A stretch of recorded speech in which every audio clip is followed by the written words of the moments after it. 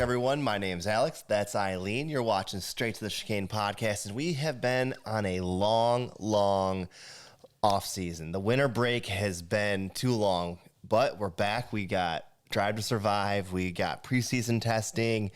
We got car liveries. We got news. We got drivers that are out because of injuries. We got a lot going on. So I think we kind of got to get into it. How are you? How was your break? Did you do anything cool, fun over winter break? I wish I could say I did, but I didn't. And I did not relax. No. And or rest. But it's a new day. It's a new dawn, as Drive to Survive would say. Yeah. Crofty. Yeah. So, we kind of binge watched Drive to Survive and co-watched testing as well. So, honestly, there's just so much to unpack here. We got... It's been a busy weekend for us. It has. Busy on the couch, busy on the TV. So if you haven't yet, please subscribe. And honestly, before we get really into it, I got big news. We are finally officially on Apple Podcasts, and we are on Spotify. So please, if you guys are listening to us there, thank you. If you're listening to us on YouTube, thank you very much. Subscribe, whatever it is you do on all those platforms. She also manages the Instagram account, and honestly, always fun stuff on there. If not daily, a few times throughout the week, though, right? Yeah, we're going to get busy again with the new season. Yeah. It's race week tomorrow. So it is race week tomorrow, and this season we got a lot more things involved. We're kind of taking this podcast up to the next notch with things. So, with all that housekeeping out of the way, I think we got to talk a little bit about the liveries and the launches. Mm-hmm. What was your favorite livery? Mercedes. Back to black, baby. Back to black. So they're calling it like the reverse silver arrow, because back in the day they took the paint off to bare metal, which was silver, and that's why they got the name the silver arrow. Got right. it. And so now they took it down to the bare carbon fiber. Yes. And it just happens to be black. So this is the new silver arrow, the modern edition. Mm-hmm. So that was your favorite livery. That was my favorite livery. I will say my top three were Mercedes, Ferrari, and then Alfa Romeo. Mercedes, Ferrari, Alfa Romeo. Yes. Okay. I thought Mercedes was nice. Back to black was probably a good option because last year was a dud. Let's hope that the new paint job helps Mercedes this year. Honestly, I think my favorite, and it might be, is the Williams. I really am a big fan of the Duracell.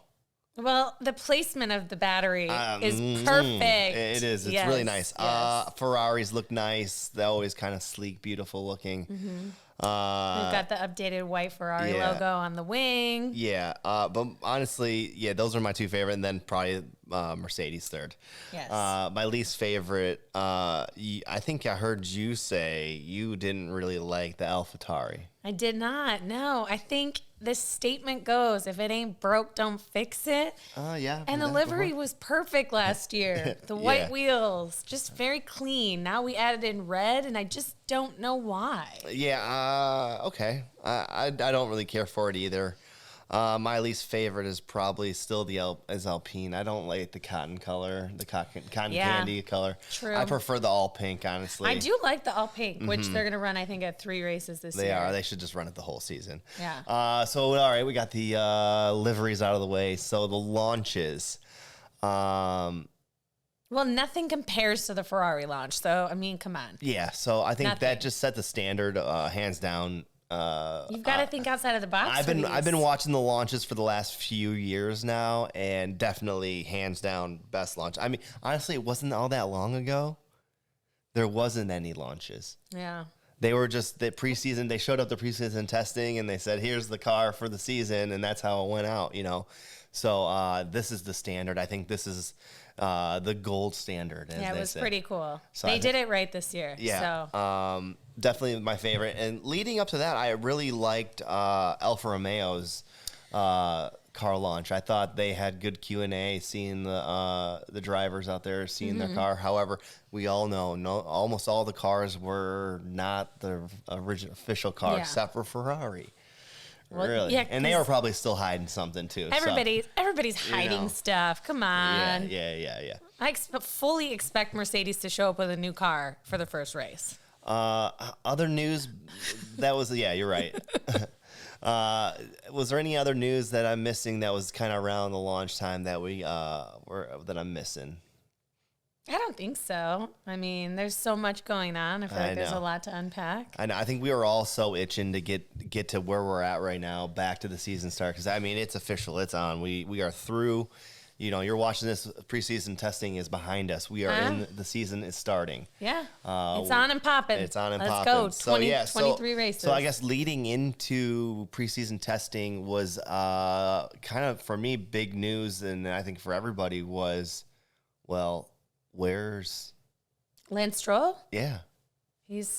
Well, I mean, I don't think anybody was really questioning it up until it was announced. Like, he's Lance not Stroll going to be here. was injured in a bicycle accident, which is so weird because last year Alonso was injured in a bicycle accident pre-testing. So maybe it's like the Aston Martin curse. I don't know, but we don't really know much. So obviously he was going to miss the beginning of preseason testing. Then he's going to miss the whole weekend. And then you started hearing on like social media that he broke both his wrists. There was a broken wrist. Yeah, and then they still haven't really officially announced. Said what it is. Yeah. And that, and then I'm like, when did he break his wrist? The only thing they have announced is that I don't want to. Drugovich, thank you, has officially been announced for driver for week 1. If he is not fit to return. So that means that, like, is he healed? I mean, when you break a bone, it's pretty serious, and especially if you break both your wrists and you're a driver. The recovery, the physical therapy alone? I think he's going to show up like this. This is crazy. In a cast, both in arms and cast like this. I know, and I hope not, but I don't know. I hope not either. So we get the privilege of having another rookie driver. Yeah, we've got for one race at least. Crazy. Yeah. So that's honestly, to me, the big news. I mean, there's other big news too, but like that, that affects the driver lineup right away. The big thing is we finally get to see all of the cars. We get to see what Red Bull has done, and we get to finally see what Mercedes is doing, because they even kind of hid their car a little bit, and not much has changed. I mean, they still are doing the zero pod. However, they definitely the bubbling or whatever that the cowling that's behind the halo is different. And theirs is extreme. However, it's on a lot of the other cars too. However, it's very extreme on theirs. Yeah. And I've been watching some people talk about it, and they're saying that it's it's something kind of similar to do what the Ferraris whole side pods are doing. They're doing that on a smaller scale since they don't have any of these side pod. What else do we got going on? Come on, tell me. Oh my God. Well, first of all, if you did not watch preseason testing, it's 8.5 hours per day. Okay. So if you did, you're very committed. Yep. And also for us in America, it's on at like 3 a.m. start time. So we have to watch it delayed, but there is a lot that goes into it. You learn a lot. There's a lot of interesting paint splattered on the cars to see the aerodynamics. I mean, I think we saw some of the most green paint splattered on the cars. Except for Williams, which now has been memed because they used orange, and it was like the car looked like essentially you were eating a bag of Cheetos. Yeah. So, and I think Mercedes used purple. They did. Yeah. Yep. And the reason I know that is because there is a side-by-side comparison of the aero on Red Bull versus Mercedes, and boy, the difference. I mean, I'm excited that we're back. All the social media. You just want to talk about the aerodynamics. I don't. There's so much going on with the aerodynamics. These cars are definitely one we do know from Houston that they're faster than they are faster. Every single team was faster to qualifying from 2022 to their testing times, and the number one team was Williams. They were down like over 2.2 seconds. Every team, 9 out of 10, I should say, had improvements. Now, Alpine was actually slower this year in preseason testing, just by a small margin. But last year, I think they strode their cars too much last year. maybe, So I think this is probably a more realistic thing. And another thing we noticed is that McLaren is on the struggle bus again. McLaren is struggling. Yeah, they did they did the least amount of laps. Yeah, by far. Well, they had issues with their brakes again. And then they had issues with the front cowling that goes around the tire. That's all going to be hopefully fixed by race 1. We'll see. Fingers crossed. That's what they keep saying. The rumor is that Lando punched a wall after day 3. Yeah, he doesn't seem too happy. And considering, if I talk a little bit about Drive Survive before we get into too much, he was really excited about this season, this car, getting more time testing, and it just kind of blew up in his face a little bit. The luck hasn't been good. McLaren's looking a little bit like a tractor, but we'll see what happens. Yeah. Now, who was your shining star of the weekend, team-wise, testing? I mean, everyone's kind of hype on Aston Martin a little bit. Everyone's... Honestly, Red Bull had the easiest. They look like they are dominant. They're ready to go. They looks like they just. So Red Bull was fastest this weekend. Yeah, so fastest time. It looks like they just pretty much unpacked the car from last year, added a few of the upgrades that they did in the off season, and brought it to track for practice. And they're ready to go. It looks like Max. He didn't even race or practice on the last day. He's ready to race. And I think that's a little concerning for everybody else. It's a little bit of an intimidation factor, if I'm being honest. I mean, it definitely is. It's, rolling off of last season where I felt like Red Bull won every single race. But, we'll see what happens. Preseason testing. I mean, I know I haven't been around the block forever, but it's not a huge, determination of who's going to be front running because they're not showing their cards. You don't know. We don't know what gas levels are at. We don't know what engine levels are at. They're also testing a wide range of tires on a thing. All you can do is kind of compare. All right, in the evening sessions when the track is much cooler, that's comparative to what they're going to be doing for qualifying. Yeah. All right, are they on the soft tire? They're on a soft tire. All right, it looks like they're going pretty much flat out because we can kind of see onboards. We can see what they're doing for, hitting all 7, 8 gears, wherever they're doing for, Right. So we can kind of tell that. And, I would say Williams looks a hell of a lot better. They're looking pretty good. Yeah. Everyone's really, like I said, out of all the other videos and things I'm seeing on social media, Aston Martin, they're really hype on Aston Martin, even though they had a little bit of issues. Yeah. And they have a real rookie driver. They do. Right. But they also have Fernando, a 2-time world champion. Fernando. The hype is around, I don't even know if the hype is around Aston or if the hype is just around Fernando. I think the hype is around Fernando, I guess. I don't know. The car's performing well. It's the combination of both. Yeah, it's like, woo, we got Fernando, and then Aston's looking good. Yeah. Now, it was a challenging year for Aston Martin last year, so let's hope that they're, on board.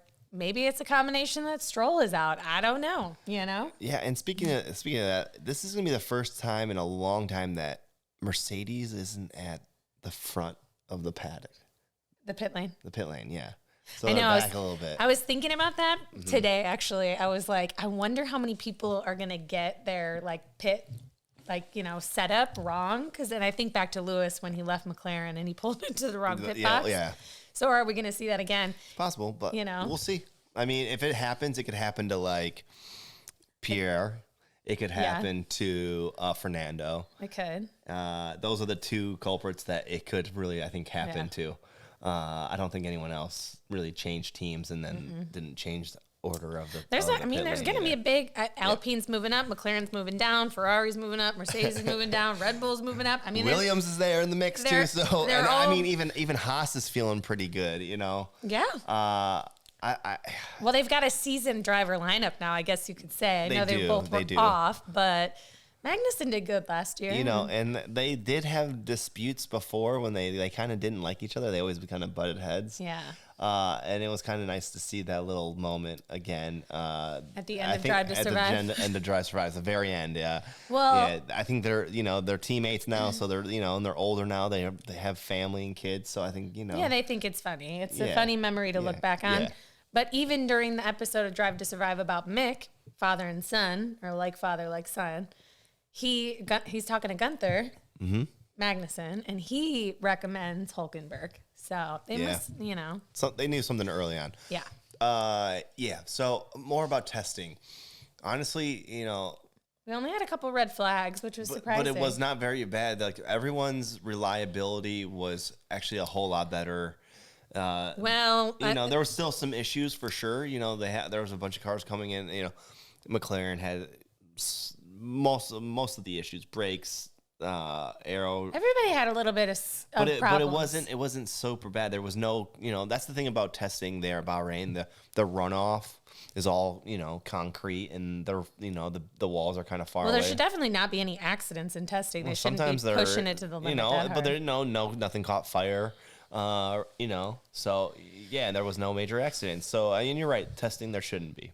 Yeah, there definitely shouldn't be. If there is, that's a major problem. But I would say we did have a reliability issue, and it is a little concerning because it was Valtteri's engine that went bad. It was an engine reliability issue for his Alpha, which is a Ferrari-powered issue. Right. Are we seeing this again? Yeah, we'll see about that. Know. You're right about that one. I spaced on that one. And then Mercedes had the hydraulic issue, which Lewis had last year in Abu Dhabi. So, is it a continuation? Or I don't think that. I don't think so. But it really was pretty mellow. It wasn't really anything particular. Red Bull just looked good and dominant. Ferrari looked like they could have something in the works. Hopefully, like you said, not so much reliability. Fingers crossed. Knock on wood. Yeah. All of the above. We need some comeback stories. Yeah. So. What else do we see? Some of the rookies that we saw, they did okay. They seemed like they were performing okay. Well, Piastri did better than Norris. Yeah. But also, it's not really relevant because it's just testing. Yeah, just testing. So we're not going to say anything off of that. But no. I guess it was good though. Cars back on track. Yeah. Anything else that before we move on to the big thing, the drive to survive? Well, I guess who are you predicting to win this year?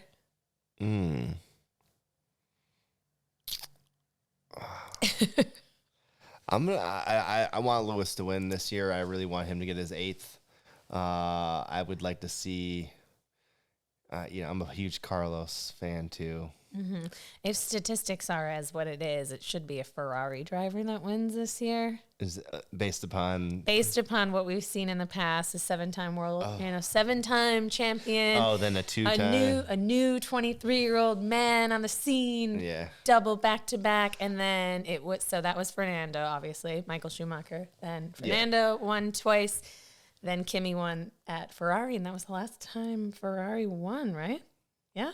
Yeah. Yeah. So that's the statistic. Now, will it be Charles or will it be Carlos? So last year I picked Carlos, right? You did. I did. And you picked Ferrari. And I did. And I don't think I want to. Dang, I don't want to do that again. I'm going Lewis Hamilton and Mercedes. They It's a bold statement. I am. What about you? That's what I'm doing. I don't know. I see. Last year I went with Mercedes and I went with Lewis, but they delivered a shitbox W13 that couldn't do anything. Yeah. It's looking like Red Bull. Now, I don't know, from a teamwork and team, camaraderie, we saw a little bit of issues last season for those two. So I feel like Mercedes will win the constructors just because I don't know if I can say I want Lewis to win more than anything. I don't know. I feel like right now it looks like Max. All right. Ew. I can't believe myself. There it goes. Yeah. So that's settled then. I guess. All yeah. Right. I'm going to come out after the next race. I may have an update. Rookie of the year. Who's going to perform out of the 3? Out of the 3. So the 3 are Oscar Piastri, Logan, Logan Sargent, and Nick DeVries. Yes. Yeah. Thank you. That's the 3. Which he doesn't consider himself a rookie. And well, he raced last year and got points in his debut, which is pretty excellent because he, it wasn't like he was in the number one car. Right. Although I think, this is his rookie season. He's officially on the thing. He's there. He's a signed driver. I think once he gets settled in, I think Nick DeVries is going to get Rookie of the Year. Yeah, if AlphaTauri doesn't have they had a tough season last season. They did. You're right. I keep forgetting their season was pretty tough. Now it's however, go ahead. Sorry. On paper, I would say Nick DeVries would probably perform the best because he's got the most experience. Yeah. When I look at Logan Sargent, I'm like, he's never even won the championship. I think he was finished 5th or something. So what got him to Formula One then? He's American. Yeah, he is the American. Yeah. And I think they need. I mean, he's a good driver. He's had some good wins. And he's been in the mix, and he kind of got in some accidents in Formula 2 that kind of made him not have. I think he thought that his dream was over at one point. Yeah. Now we've got that, and then we've got Oscar Piastri, which I said this last season. There's a lot of hype around this kid, and so he is. And granted, he's a great driver because champion. Look at what he did, but. All the craziness with Alpine last year, and then just the pressure, the mounting pressure for him. So I'm going to say Nick DeVries too, as long as he has the car.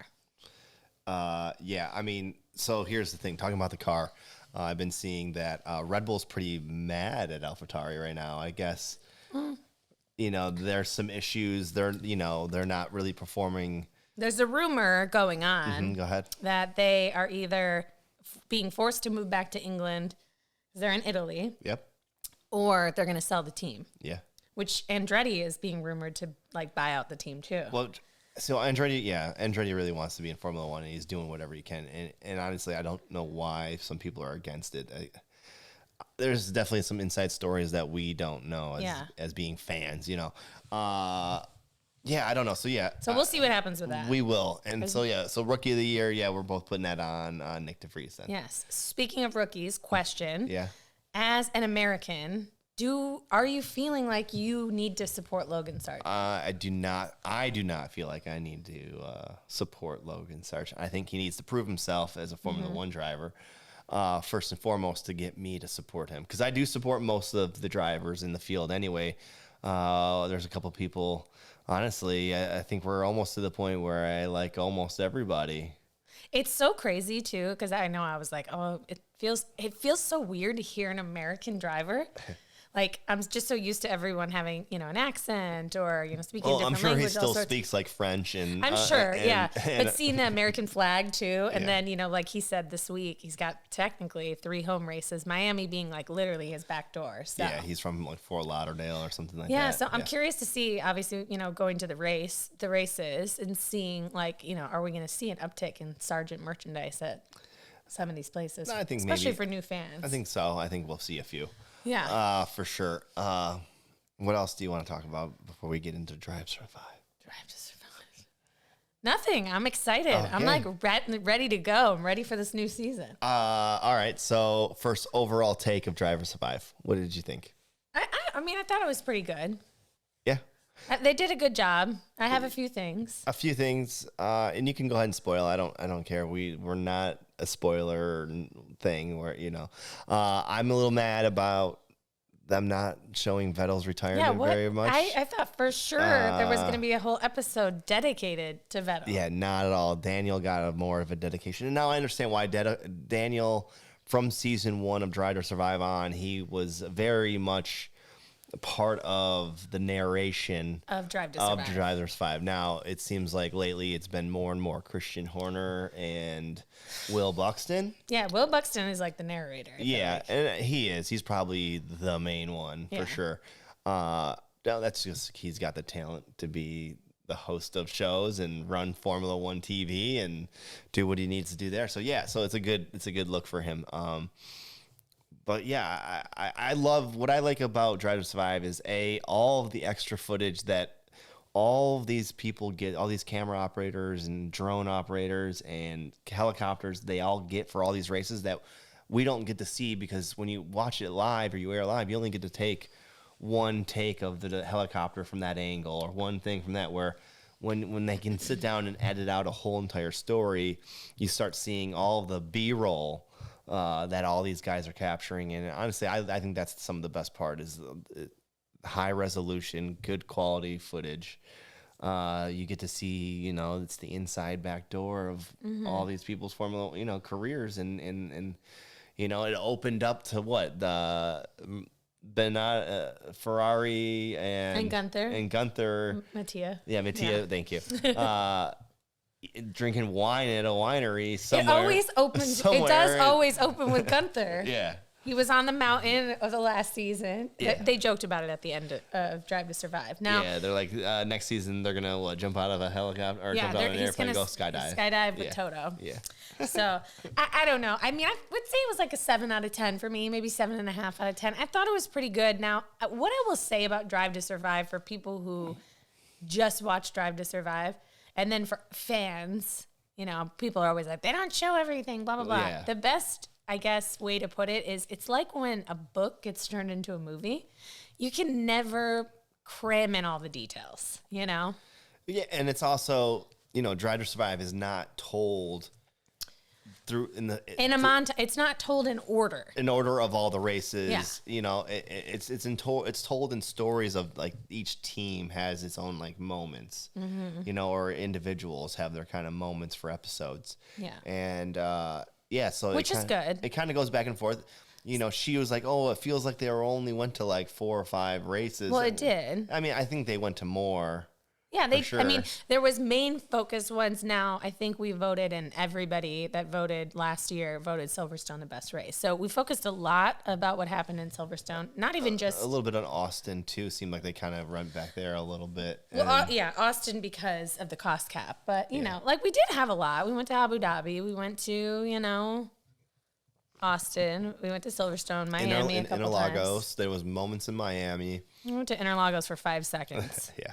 I know. Which, can I just say, let me just get it out there about Drive to Survive, okay? Are they like not allowed to film in Brazil? Because how did we not have Brazil in 2021 season? Literally at all. Not a mention of that craziness. Total carnage and Lewis masterclass. And then this year, we got a brief moment of, it was George Russell. I don't know. Congrats. Maybe they don't go to all the races. I don't know why. Well, I feel like they're always filming with them. They should be.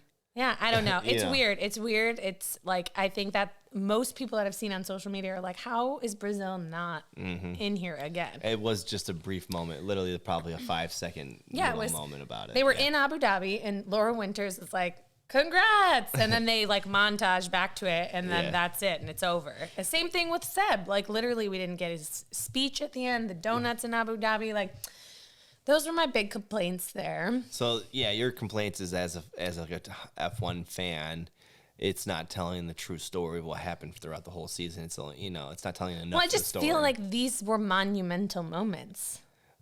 They definitely. We focused a lot. Okay, so in real life, they were definitely monumental moments. But for the story of Drive to Survive, they weren't. Yeah. It's unfortunate. Like, you said, what, a 7 out of 10? I'm more like an 8.5. I enjoyed it. I think the season was good. I've been rewatching the whole entire series, and nothing is going to compare to 2021. I didn't even like the 2021 Drive to Survive season. See, I know, but like with all the chaos, what happened in real life, the whole season, the whole last lap. And which if you haven't watched Drive to Survive yet, and Lewis fans or people that are not over Abu Dhabi 2021, it does open with that, and you need to rehash and cut that wound back. Yeah, some people had some PTSD for sure watching it, and I'm sure some other people do as well. I understand. I thought it was done well. I get it. Like, the key elements that they focused on, I would say, are Danny Ricciardo leaving, and that's a huge thing for Drive to Survive. Ferrari and their blunders and all their mistakes and things and what's going to happen. Mick Schumacher. And then, honestly, just so much about Red Bull. Just so much. And I'm not even saying that just so much about Red Bull because it felt like a lot because they did dominate the season and they won both constructor and drivers championships. But I felt like Christian was the narrator. Yeah, he was. I even said at one point, he was like talking about drivers from like Ferrari and decisions that they were making over there. Like, oh, I would do this or I would do that. And it's like, why do we need to keep cutting to him and like getting his opinion on everything? Yeah. That's what it felt like. He's always got an opinion. Yeah. And I think that's kind of what they're kind of bringing out is like he's always in the gossip, but when when the shoe's on the other foot for like when the cost cap, he was like, hurt or like, he's offended by all the people going and attacking him. Yeah, no one is his friend. Yeah, and I mean, look, they're all competitors. They're all doing things, but I agree. I think the cost cap last year, you can say, oh, it was $400,000 for food or catering or whatever, but you said it right. Like Zach said it good. It's not just extra pickles on a sandwich. And I do think that it's a little bit of a slap in the face for the other teams to say, oh, it was an oversight or it was an overlook or whatever, and it had nothing to do with the car performance because there is a cost cap. The way you spend your money is how you spend your money. Look at Haas, preseason testing, rolls up with a 3-seater pit wall because they're saving $250,000 that they can use on their car development. So everything goes to the final end-all budget. It's how you use it. And at the end of the day, I think, of course, there's a lot of drama to it. We could go on forever about the cost cap. But, a cap is a cap. Yeah, and I think, you got to suffer the consequences of everything that you guys do. The FIA is a very strict body of governing that they do on this Formula One, and everything they do is wrong. Like you exit the pit lane wrong, you cut somebody off on a turn, you speed. It's all something. You ride a scooter on the track. So if it's something as little as riding a scooter on the flat or doing a pit lane start too far out of the pit lane, that's affecting the team. Then going a few $100,000 over budget should be less aero time, less whatever they want to do. And they did. I don't know if they made a full example out of them. They definitely penalized them. Yeah. I mean, it was a talk and it was rumor and it was like, obviously rewatching the episode, I feel like it was going on for so long. Like it was literally going on forever. It felt like, and then Christian did that, press conference, and I remember him wearing his glasses. So that wasn't shown on Drive to Survive. But yeah, no. What was your favorite moment of Drive to Survive? I guess the Sergio win in Monaco. Okay. I really enjoyed that whole setup that they did in Drive to Survive. Also, even Carlos's win too was good too. Those were my probably two top favorite moments that they highlighted. Yeah, I was hoping to get a little bit more from Monaco on like the drama that happened. Yeah. The supposed did he or did he not run into the wall on purpose in qualifying so that Max didn't get pole. I think how they cut it though, they cut it really well. Like a question mark. I think they cut it pretty well where he didn't look like if he didn't do it on purpose. If he did really, I don't know. I'm still skeptical. I think there's more to that drama. I definitely would say my favorite moment, episode 2, when all the team principals are together talking about the porpoising issue. And Toto is going off on everybody and Christian swearing at him. And then Gunther's like, okay, let's go porpoising. Yeah, let's go porpoising as they walked out. Pretty funny. Yeah. Yeah. Because that was the drama. And this time we caught a lot of things of them talking like, oh, we're on camera. We shouldn't talk about this. Should we take this off camera? Like, they're still trying to keep a lot of things close to chest and not. Well, Toto didn't care. He's, I don't care. I don't care. We're gonna get this out. Some people they don't want it. They don't want everybody to have the full access and to see what what some of them are really truly like. I mean, look at Gunther he swears that you're gonna have to deal with it. He's gonna call you a fucker. Or he's gonna say fuck. He's gonna say something like that over and over and over. Well, he did say he was gonna fuck the whole paddock, so I'm like, he was gonna hug the whole paddock. So I think everyone has their personality, and some people want to show it, and some people don't. But I know. Yeah, I mean, it was overall good quality content. You got to rehash all the stuff, go through the motions. Yeah, I enjoyed it. It's a good show. We binged it over the whole 3-day weekend for me, and I'm ready. I'm ready for the new season. I'm ready to get. I'm ready to see what's really going on. Yeah. I'm ready to see who's gonna be fastest. What's happening? Is Red Bull gonna be 3/10 up? Because right now, preseason testing times, they're 3/10 up on Lewis. They are. Is it gonna be closer? Lord, I hope so. Yeah. So we are. By the time you see this, by the time this is out, we're in race week. We are starting in Bahrain again, and hey, we've got an interesting start to the season. We only have a couple races, and then we've got the 3 weeks off. Yeah, and there's what feels like 5 double headers and 10 triple headers. Yeah, sure. And I feel like I heard George Russell say for the first 2 months there's only 3 races, but then in the last 2 months of the season there's double. There's 7 races. Yeah, it's crazy. So yeah. Well, we've got Bahrain, Saudi, and then Australia. Then they're off for 3 weeks. And then we go to Baku and then Miami. Yeah. And so we're expecting to see updates in Spain, I think, for the majority of cars because the tracks are kind of crazy at the beginning. A lot of street circuits at the beginning of the season.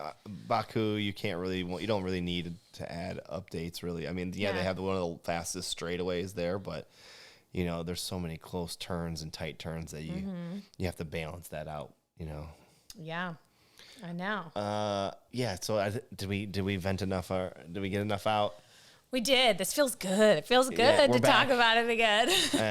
And like I said, if you didn't hear, we are on Apple Podcasts. We are on Spotify now, and we are on YouTube for sure. And then just straight to the chicane. Just straight to the chicane. Straight to the chicane. That's what we're doing now, and get straight to the shit. Yep, straight to it. I think this season should hopefully have more competition. I don't think Red Bull's going to run away with it. Oh God, I hope not. We want some good battles. We want a lot of different race winners. We still haven't seen Lewis. This is his first season. He didn't win. Yep. If McLaren could get it together, we still haven't seen Lando's first win. Yeah, but Lando also made a mistake in Russia in 2020, and could have won. Yeah, those inters will haunt him forever. Or 2021, actually. 2021. Yeah, 2021. Thanks. You're right. Those inters will haunt him forever. Mm-hmm. And that should have been his one. But it wasn't. It was Lewis's 100th win. The Centurion. Yeah, so that was what it was destined to be. Yes. It was. So I guess this is where we end our first podcast of the new season. Yes. It wasn't too long, not too short. I think it's just right. There was a lot to unpack. I know a lot of people did multiple episodes for these things. I know. We just like to just get to it. Yeah, and look, we're not going to put out an episode every day or 5 times a day. I mean, look, this weekend, a lot of these guys, they went and there was a lot of stuff coming out, and they are very specific on what they were putting out for each video. I think we're just focusing on the overall aspect of the weekend, and I hope you guys enjoy it. I know, we love Formula One here, and we're gonna just talk about it, no matter what. So the one thing I forgot, and I got to get it in there. Yeah. We need an F1 petition to keep Valtteri's helmet for this season for preseason testing. It is. So his girlfriend, it's amazing. She made that for him, and if you haven't seen it, which I don't know how you haven't. It's pretty much a mullet, receding hair mullet with a mustache, all on a helmet. Very, very great. Perfect. Yeah. It was perfect. We must protect Valtteri at all costs. Honestly, he had probably the best content this weekend that came out meme-worthy, the side eye to the camera. Unfortunately, when he red flagged, it was so perfect, his helmet. It just was, you couldn't not laugh at it. But I think it's a great helmet design. He should at least keep it for race 1. Yep. Well, he probably will. I mean, unless somebody's painting a new helmet for him, that he's getting delivered this week. Yeah, highly. Well, I don't know. He said it was just for testing. I know. So. Probably right. So that does it for us here. Straight to Chicane. I guess that's it. We'll see you guys next week. Yes, we'll see you next week. Other than that, let's hope for a great season opener. Yeah. All right. See you guys. Bye.